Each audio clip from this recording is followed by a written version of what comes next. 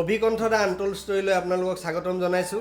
আমি আজি অতিথি হিচাপে আমন্ত্ৰণ কৰিছোঁ দৰং জিলাৰ এগৰাকী কৃতি শিক্ষক, সুকণ্ঠশিল্পী, এগৰাকী সুসাহিত্যিক জিতেন কলিতাদেৱ। এয়া আপোনালোকৰ মাজত জিতেন কলিতাদেৱ। শ্ৰদ্ধাৰ কলিতা দা, আপোনাক আচলতে আমি কি বুলি ধন্যবাদ জনাম। আপুনি গোটেই সাংস্কৃতিক ক্ষেত্ৰখনত দৰং জিলাত আচলতে বিশেষ এটা বৰঙণি আগবঢ়াবলৈ সক্ষম হৈছে। বিশেষকৈ শেহতীয়াভাৱে আপুনি কেইবাটাও গীত ইতিমধ্যে পৰিৱেশন কৰি বিশেষকৈ দৰঙীয়াক যি গীতৰ সাংগীতিক ধাৰা, এই ধাৰাটোক আপুনি বিশেষভাৱে আগবঢ়াই লৈ গৈছে। এই ক্ষেত্ৰত আমি প্ৰথমে আপোনাক ধন্যবাদটো জনাইছোঁৱেই। তাৰ লগে লগে আমি জানিব বিচাৰিছোঁ, আপুনি এজন কৃতি শিক্ষক হৈও এই সংগীতৰ ধাৰাটো ইমান দিনে বুকুত বান্ধি লৈ আজি এই এটা পৰিৱেশলৈ আপুনি আগবাঢ়ি আহিছে। গতিকে আপোনাৰ পৰা আমি জানিব বিচাৰিছোঁ, আচলতে সংগীত বস্তুটো, শিক্ষা বস্তুটো বা সামাজিক যিটো ধাৰা, এইখিনিৰ মাজত আপুনি তিনিওটা বস্তু সমানে লৈ আজিৰ এই পৰ্যায়লৈ আহিলে। গতিকে আপুনি নৱপ্ৰজন্মক এটা বাৰ্তা দিলে আমি নিশ্চয় সুখী হ'ম। আপুনি কেনেকৈ এই যাত্ৰাটো বাৰু আৰম্ভ কৰিলে, এতিয়ালৈ সুন্দৰকৈ আপুনি এই বস্তুটো অব্যাহত ৰাখিছে, আপুনি কিছু অৱগত কৰিলে আমি নিশ্চয় আনন্দিত হ'ম। নিশ্চয়। প্ৰথমতে মই অভিকণ্ঠ দা আনটোল্ড ষ্টৰী এই চেনেলটিলৈ নমস্কাৰ জনাইছোঁ। হয় হয়, অভিনন্দন জনাইছোঁ। হয়। আচলতে আমি যেতিয়া প্ৰাথমিক বিদ্যালয়ত পঢ়িছিলোঁ, হয়, তেতিয়াৰ পৰাই হয় হয়, হাইস্কুল পৰ্যায়ত, হয়, কলেজৰ পৰ্যায়ত আমাৰ তেতিয়া এনেকুৱা এটা পৰিৱেশ আছিল হয়, যে সংগীতৰ চৰ্চা, হয়, খেলা ধূলাৰ চৰ্চা, হয় হয়, আমাৰ আকস্মিক বক্তৃতা, কুইজ, হয়, এই ধৰণৰ গোটেইবোৰ লগত জড়িত হোৱাৰ আমাৰ এটা পৰিৱেশ আছিল। হয় হয়, আমি সেই পৰিৱেশৰে ডাঙৰ হৈছোঁ, দীঘল হৈছোঁ। হয়, আৰু যেতিয়া মই 1983 চনত হয়, HSLC উত্তীৰ্ণ হ'লোঁ, হয়, তেতিয়া মই গুৱাহাটীলৈ উচ্চ শিক্ষাৰ কাৰণে গ'লোঁ। হয়, আৰু এই উচ্চ শিক্ষাৰ লগে লগে হয় হয়, মই গুৱাহাটীত বহুখিনি শিল্পী সাহিত্যক লগ পাইছিলোঁ। হয়, তেওঁলোকৰ প্ৰগ্ৰেমবিলাকো উপভোগ কৰিছিলোঁ হয়, আৰু মনতে কিছু ভাৱ লৈছিলোঁ। আৰু বিভিন্ন গীত নাটৰ মাজত বিশেষভাৱে এই আমাৰ যিবোৰ লোকগীত আছে, কামৰূপী লোকগীত বিশেষকৈ, হয় হয়, দৰঙী লোকগীতো গাইছে আপুনি, এইবিলাক মোৰ খুব প্ৰাণ টানি ধৰে। হয় হয়, গতিকে গুৱাহাটীৰ বিশেষকৈ আমাৰ লতাশিলৰ খেলপথাৰত, ভৰলুমুখৰ বিহুত, শিলপুখুৰীৰ বিহুত, এইবোৰত মই এই কলেজীয়া দিনতেই লোকগীত পৰিৱেশন কৰিছিলোঁ। হয়, আৰু সৌভাগ্যবশতঃ তাতে লোকগীতৰ সম্ৰাট ৰামেশ্বৰ পাঠক, হয়, প্ৰতিমা পাণ্ডে বাইদেউ, হয়, খগেন মহন্ত, হয়, এইসকল, সুধাকন্ত ভূপেন হাজৰিকাৰ প্ৰগ্ৰেম আমি চাবলৈ তাৰমানে পাইছিলোঁ। বুজা গ'ল আপুনি মানে যিখিনি পুৰোধা, মানে সংগীতৰ পুৰোধা ব্যক্তিসকলৰ সান্নিধ্য আপুনি লাভ কৰিছে, এইটো ইতিমধ্যে আমি গমেই পাইছোঁ।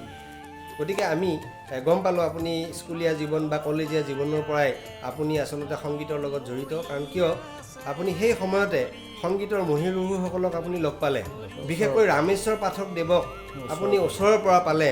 সেইকাৰণে আপুনি ৰামেশ্বৰ পাঠকদেৱৰ যিখিনি গীত, এইখিনি গীতক প্ৰচাৰ প্ৰসাৰ আৰু নিজৰ কণ্ঠৰে নিগৰাবলৈ আপুনি চেষ্টা কৰিছে। এইটোৰ কাৰণে আচলতে আমি নমস্কাৰ কৰি আপোনাক প্ৰণাম জনাই শেষ কৰিব নোৱাৰোঁ। কাৰণ আপুনি আজিৰ এই বজাৰত এই নতুনত্বৰ যি নতুন সংগীতৰ যিটো ধাৰা আছে, এই ধাৰাটোৱে আচলতে কি কৰিছে, আমাৰ আধুনিকতাৰ প্ৰভাৱত এই থলুৱা লোক সংস্কৃতিক আচলতে পৰিহাৰ কৰিছে। এই এটা সময়ত আপুনি লোকগীতক আগুৱাই লৈ গৈছে, এইটো কাৰণে আমি ধন্যবাদ জনাইছোঁ। যা নহওক, আমি আচলতে অলপ এই অনুষ্ঠানটো সেইকাৰণে আয়োজন কৰিছোঁ, কিছু আমি এণ্টাৰটেইনো হ'ব লাগিব, আমাৰ ভালো লাগিব বা লোকগীতৰ লগত আমি নতুন চিনাকি এটা নৱপ্ৰজন্মক দিবও লাগিব। সেইকাৰণে মই ভাবিছোঁ আপুনি শেহতীয়াভাৱে যি লোকগীত কেইবাটাও আপুনি প্ৰকাশ কৰিলে, প্ৰচাৰ কৰিলে, গালে, তাৰে ভিতৰত আপুনি সকলো দুনীয়া দুখ, এই লোকগীতটি আচলতে দেহ বিচাৰৰ লগতো, শৰীৰ তত্ত্বৰ লগতো ইমান সুন্দৰকৈ জড়িত। আপুনি এটা কলি গুণগুণাব নেকি বাৰু? আচলতে লোকগীতবোৰ হ'ল আমাৰ জাতীয় জীৱনৰ সম্পদ। হয়।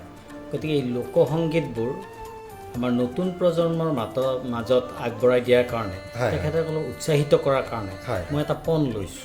আৰু মই চাকৰি শিক্ষকতা জীৱনৰ পৰা যেতিয়া অৱসৰ গ্ৰহণ কৰিলোঁ, তাৰপিছতেই মই এই কামটোত মনোনিৱেশ কৰিছোঁ। ইতিমধ্যে 3টা গীত মই ইউটিউবত এৰি দিছোঁ। সকলো দুনীয়া দুখ তাতে মন মানি সুখ,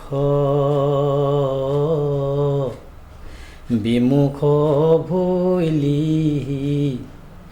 ঈশ্বৰ তয় মায়াৰ পিয়া মালা সদা প্ৰাণ জালা কালা এসুখ ব্ৰহ্ম মিলিলা দুখত বিমুখ হইলি ঈশ্বৰত ঠিক এই ধৰণে পুৰণি লোকগীত যিবোৰ গীতে আমাৰ প্ৰাণ টানি ধৰে এনেধৰণৰ 3টা গীত লৈছোঁ আৰু এই চেগতেই মই লোকগীতৰ সম্ৰাট ৰামেশ্বৰ পাঠক দেৱক আৰু আমাৰ শিল্পী অসমীয়াৰ হিয়াৰ আমঠু জুবিন গাৰ্গলৈ মই শ্ৰদ্ধাঞ্জলি জ্ঞাপন কৰিছোঁ। এতিয়া মোৰ 3য় গীতটো হ'ব কৰ্ণত কুণ্ডল তোমাৰ আপুনি এই ময়ৰাৰ পাখি, কাৰণ এই গীতটো ৰামেশ্বৰ পাঠক আৰু জুবিন গাৰ্গ দুয়োগৰাকীয়ে একেলগে গাইছে, গতিকে ইয়াৰ পিছত এই গীতটো মই প্ৰচাৰ কৰাৰ হাতত। আপুনি মোটামুটি এতিয়ালৈ আপুনি কিমান গীত আপুনি ধৰক বাণীবদ্ধ কৰিলে বা আমি শ্ৰোতা দৰ্শকলৈ এৰিলে, সেইটো এটা তথ্য আমাৰ হাতত বাৰু নাই টোটেল। তথাপিও আপুনি যিটো দেখিলোঁ শেহতীয়াভাৱে যিখিনি গীত, ইয়াৰ আগতো হয়তো নিশ্চয় আপুনি গীত হয়তো বাণীবদ্ধ কৰিছে বা তেনেকুৱা এটা কৰিছে, কৰিছিলোঁ কলেজীয়া জীৱনত, কিন্তু এতিয়া মই এইটো পৰ্যায়ত খুব ভাল ধৰণে হেৰি কৰি পেলাই এই 3টা গীত এৰি দিলোঁ। নতুনত্ব প্ৰদান কৰি আপুনি এৰি দিব বিচাৰিছে আৰু অলপতে 2-3টা গীত ওলাই যায়। আৰু আপুনি এটা বৰ বিশেষ ৰামেশ্বৰ পাঠকদেৱৰ বৰ সুন্দৰ গীত এটা আপুনি বৰ সুন্দৰকৈ পৰিৱেশন কৰিলে, ডালে পৰি ময়ূৰাৱে, আৰু তাত আপুনি ভিডিঅ'ও কৰিলে। আচলতে ময়ূৰ ময়ূৰী বা ময়ূৰ ময়ূৰীৰ লগত কি এটা গানটোৰ সম্পৰ্ক তাক আপুনি সুন্দৰকৈ দেখুৱাই দিলে। আমাৰ খটৰা সত্ৰখনকো আপুনি সুন্দৰকৈ টানি আনিছে, সুন্দৰকৈ খটৰা সত্ৰৰ যিটো ঐতিহ্য পৰম্পৰা তাক আপুনি গীতটোৰ মাজেৰে তুলি ধৰিছে, সেইটো এটা ধন্যবাদৰ পাত্ৰ আপুনি। গতিকে এই গীতটো অলপমান আপুনি বেয়া নাপায় যদি শুনাই দিব নেকি? অকণমান এটা কলি, আমাৰ যথেষ্ট সময় নাইও। ও ডালে পৰি ময়ূৰাৱে মোৰ প্ৰাণ লৈয়া যায়, ৰাধে মোক দিওৰে বিদায়, ৰাধে মোক দিওৰে বিদায়। আমি এতিয়া অলপমান আপোনাৰ জীৱনটোৰ মাজলৈ যাব বিচাৰিছোঁ। আচলতে আমাৰ অৰুণোদয় মইনা পাৰিজাত আছিলে, আমি যেতিয়া প্ৰাথমিক বিদ্যালয়ত পঢ়িছিলোঁ। এই অৰুণোদয় মইনা পাৰিজাতত আমি আকস্মিক বক্তৃতা, কুইজ, তৰ্ক, খেলা ধূলা এইবোৰ শিকিছিলোঁ। তাৰপিছত আমাৰ হাইস্কুল পৰ্যায়ত যেতিয়া আমি গ'লোঁ, আমাৰ শ্ৰদ্ধাৰ দধি কলিতা ছাৰে আমাক অভিনয় শিকাইছিল, কেনেকৈ নাটক কৰিবলৈ অভিনয় কৰিব। আচ্ছা, দধি কলিতা ছাৰ বুলি যে ক'লে, তেখেতৰ পৰিচয়টো অলপমান দৰ্শকলৈ জনালে তেখেত নিশ্চয় ভাল পাব। এগৰাকী ভ্ৰাম্যমান জগতৰ বিশিষ্ট অভিনেতা। হয় হয়, তেখেত ইতিমধ্যে স্বৰ্গগামী হৈছে। হয়, আৰু তেখেতে এই অভিনয় খুব সুন্দৰভাৱে অভিনয় কৰিছিল আৰু আমাৰ ছাত্ৰ ছাত্ৰীসকলক উৎসাহিত কৰিছিল, কেনেকৈ অভিনয় কৰিব লাগে, সংলাপ কেনেকৈ ডেলিভাৰী কৰিবলৈ, এইবিলাক শিকাইছিল। খুটি নাটি কথাবিলাক আমি তেতিয়াই শিকিছিলোঁ। তাৰোপৰি কেনেকৈ স্পীচ দিব লাগে, আকস্মিক বক্তৃতা কেনেকৈ কৰিব লাগে, আবৃত্তি কেনেকৈ কৰিব লাগে, মিটিঙত কেনেকৈ তৰ্ক প্ৰতিযোগিতাত অংশ ল'ব লাগে, তাৰ যিবিলাক কাৰিকৰী বিষয় এইবোৰ খুব সুন্দৰকৈ আমাক শিকাই দিছিলে। আমি তেতিয়াৰ পৰাই সেই বিষয়ত খুব আগ্ৰহী আছিলোঁ আৰু সেইকাৰণে কলেজীয়া পৰ্যায়তো আমি এইবোৰ প্ৰতিযোগিতাত অংশগ্ৰহণ কৰিছোঁ। ইভেন আমাৰ গুৱাহাটী বিশ্ববিদ্যালয়ত যেতিয়া যুৱ মহোৎসৱ হৈছিল, তাতো আমি অকল গীত মাত কৰা নহয়, আকস্মিক বক্তৃতা, তৰ্ক এইবোৰত আমি অংশগ্ৰহণ কৰাটো আমাৰ এটা খুব আনন্দৰ কথা, তেতিয়া আনন্দৰ কথা আছিল।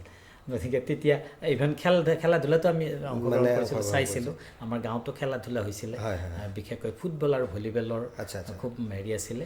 তেনেকৈ আমি গ'লোঁ। গতিকে আমি বিদ্যালয় পৰ্যায়ৰ পৰা এটা সাংস্কৃতিক পৰিৱেশ আমি পাইছিলোঁ। তাৰ পৰা আমি কিছু শিকিলোঁ আৰু নিজকে কিছু আগবঢ়াই নিয়াৰ কাৰণে এটা কৰিলোঁ। আৰু এতিয়া অৱসৰৰ মুহূৰ্তত মই এই কামখিনি এটা জীৱনৰ পণ হিচাপে লৈছোঁ।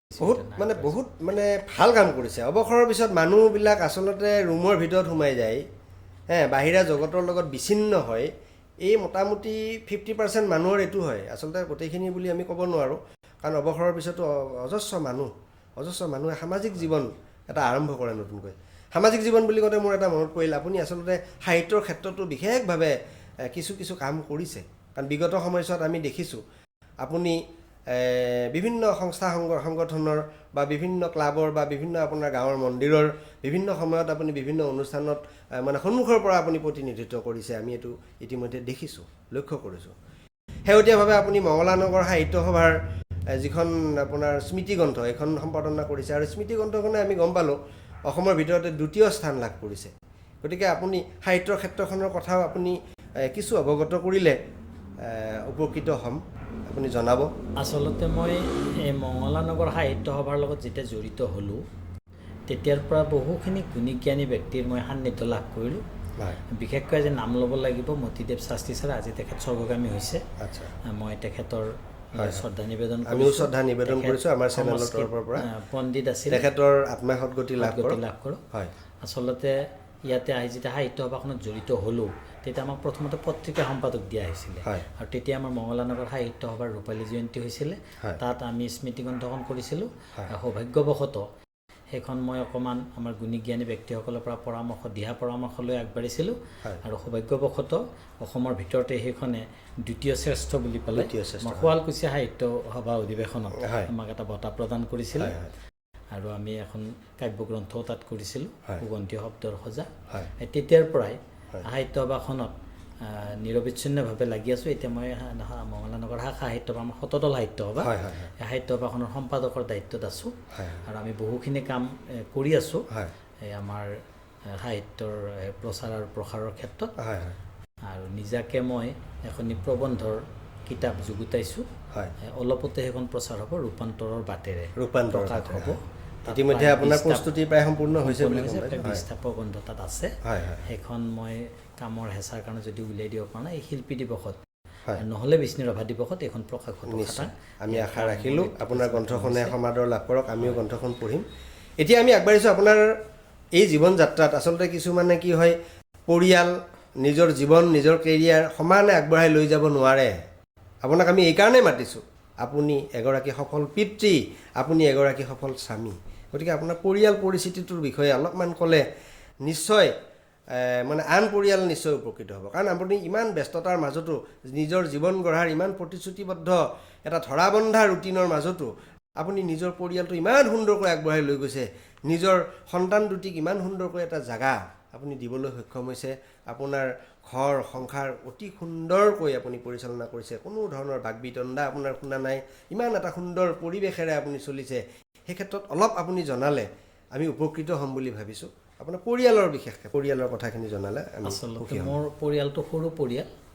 আৰু আমি আমাৰ দেউতাৰ মাৰ পৰা আমি জীৱনৰ আদিপাঠ গ্ৰহণ কৰিছিলোঁ মোৰ দেউতা আছিলে কৰ্মত বৃহস্পতি তেখেতে সকলো কৰ্ম জানিছিলে তেখেতৰ পৰাই আমি বহু আদব কায়দা শিকি লৈছিলোঁ মানে কৰ্মৰ প্ৰণালীটো আপুনি পৰিয়ালৰ পৰা দেউতাৰ পৰা লাভ কৰিছে আৰু কামত যে ফাঁকি দিব নালাগে কামবোৰ নিয়াৰিকৈ কৰিব লাগে এই পাঠটো আমাক দেউতাই দিছিলে গতিকে এতিয়াও আমি দেউতাৰ কৃপাত আমি যি কাম কৰোঁ নিয়াৰিকৈ কৰাৰ কাৰণে চেষ্টা কৰোঁ বা সামাজিক দায়বদ্ধতাৰ জ্ঞানো দেউতাই দিছিলে আৰু মাৰ অলপমান সাংস্কৃতিৰ প্ৰতি এটা ৰাপ আছিল সেই সূত্ৰে হয়তো আমি অকণমান সংগীত ভাল পাবলৈ এটা পাইছোঁ আচলতে পৰিয়ালৰ আমাৰ সৰু পৰিয়াল আমাৰ ল'ৰা ছোৱালী দুটা গতিকে আমাৰ ল'ৰা ছোৱালী দুটাক কিন্তু মই চাবলৈ সময় নাপাওঁ আচলতে মই বিদ্যালয়খনত আৰু ছ'চিয়েল কামত এনেকৈ ব্যস্ত থাকোঁ যে ঘৰখনত ল'ৰা ছোৱালী দুটাক চাবৰ কাৰণে আমাৰ মানুহজনীয়ে সহধৰ্মিনীয়ে যথেষ্টখিনি ত্যাগ স্বীকাৰ কৰে আৰু তাৰে ফলতে হয়তো সিহঁতে এটা পৰ্যায়লৈ আগবাঢ়ি গৈছে বাকীখিনি ভগৱন্ত প্ৰভুৰ কৃপা আমি যিখিনি পাৰোঁ আমি ছাপোৰ্ট কৰি গৈছোঁ আৰু সিহঁতক আমি ফ্ৰীডম দিছোঁ সিহঁতে যিটো পঢ়ে যেনেকৈ পঢ়ে আগবাঢ়ি যোৱাৰ কাৰণে আমাৰ ফালৰ পৰা সহায় সহযোগ কৰা হৈছে আৰু আমাৰ যিটো ছ'চিয়েল ৰেছপনচিবিলিটিত আমি কাম কৰি থাকোঁ এইটোৰ পৰা আমাৰ ল'ৰা ছোৱালীক আমি কৈছোঁ যে আমি সকলো ল'ৰা ছোৱালীৰ কাৰণে যিভাৱে নিস্বাৰ্থভাৱে কাম কৰি আছোঁ তোমালোকে যাতে এদিন জিলিকি উঠা এইটো আমি তোমালোকৰ পৰা আশা কৰোঁ কেৱল আমাৰ ফালৰ পৰা এইটোৱেই আমি মেছেজ দিওঁ আৰু মাকে ইহঁতক গাইড কৰে তাৰ ফলত সিহঁতে যথেষ্টখিনি আগবাঢ়িছে বুলি ভাবিছোঁ বাকীখিনি সময়ে ক'ব